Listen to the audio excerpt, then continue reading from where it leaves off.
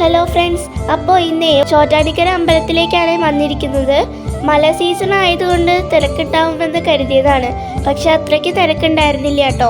അപ്പോൾ ആദ്യം മേലേക്കാവിൽ തൊഴുത് പിന്നെ കീഴ്ക്കാവിലും തൊഴുതു കേട്ടോ. എല്ലായിടത്തും തൊട്ടിൽ കെട്ടിയിരിക്കുന്നത് കാണാൻ എന്തൊരു ചന്താണ്.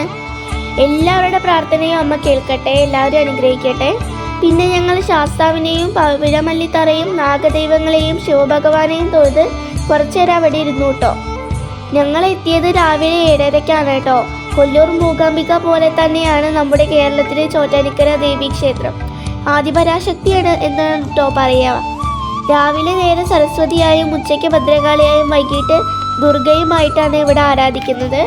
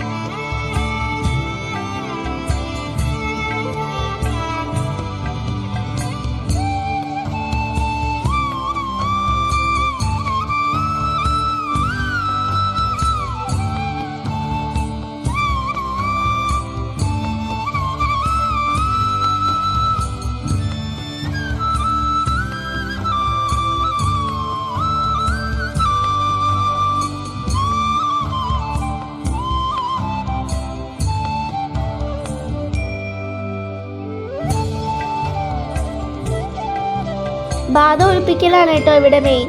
ആരിൽ ആണിയടിച്ചാൽ എല്ലാവിധ ദോഷവും മാറിക്കിട്ടും. കൂടാതെ മാനസിക രോഗങ്ങളും മാറും കേട്ടോ. ശർക്കര വഴിപാടും മെയിനാണ് കേട്ടോ. നമുക്ക് വഴിപാടൊന്നും ഉണ്ടായിരുന്നില്ല. ഞങ്ങളൊരു ചുവന്ന പട്ടിൽ ഒറ്റ നാണയങ്ങൾ എടുത്തു വെച്ചിരുന്നു കേട്ടോ. താഴേക്കാവിലേക്കും മേലേക്കാവിലേക്കും അത് സമർപ്പിച്ചു. നല്ലോണം അമ്മയെ പ്രാർത്ഥിച്ചു കേട്ടോ. അപ്പോൾ ഇന്നത്തെ വീഡിയോ ഇത്രയേ ഉള്ളൂ. വീഡിയോ ഇഷ്ടപ്പെട്ടാൽ ലൈക്ക് ചെയ്യുക, ഷെയർ ചെയ്യുക, സബ്സ്ക്രൈബ് ചെയ്യുക. അടുത്ത വീഡിയോ വരുന്നത് വരേക്കും ടാറ്റാ ബൈ, സീ യു.